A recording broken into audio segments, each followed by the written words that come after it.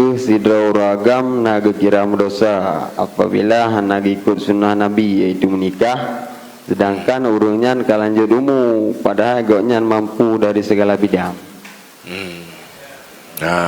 Dan tanyakan mampu kerana mampu dah.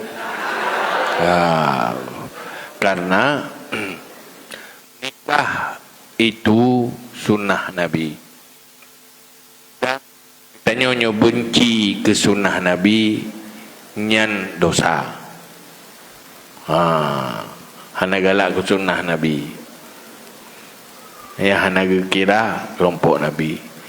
Tetapi sesuatu yang baik kadang-kadang menjadi tidak baik apabila akibat hana baik. Maka Nabi ni pegah, idza aratta an taf'ala syai'an fanzur akibatah.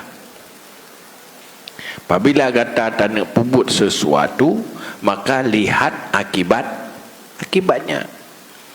Nah urang rela gara-gara gema kahwin. Gara-gara gema kahwin, gela gema kahwin karla. Kali tarikat kahanali, badai-badai kahanali. Tak pegah lagi kita yang mampu. Tetapi kadang-kadang bakro ke urangnya hana mampu. Nak akibat yang hana got. Jadi hanjut kayak ukur urang lain, le urang lain. Payahnya penyum bakro masing-masing. Lakukan itu baik pernikahan. Tetapi kadang-kadang nak akibat yang buruk nyan gayu jauhi. Lebih agak jauhi. Maka Nabi bukan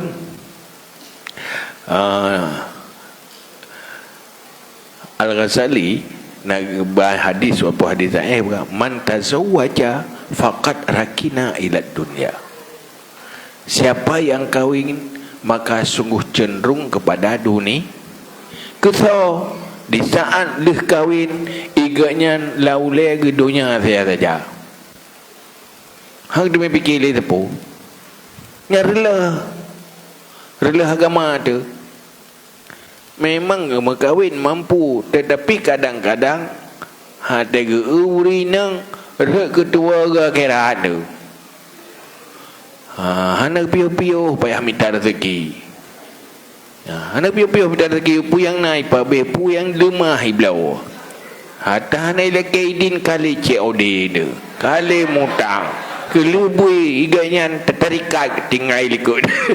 Tarikat gaya berarti firo sertu penena laule gepeng dia saja utang anak hagla.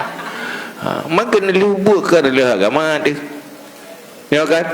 Oh na urang yang kang hana pupu maka menana perasa bakro masing-masing karenanya ombak akhir menyogedanya kuat silakan berenang tapi menyogedanya hana kuat jangan sampai tenggelam.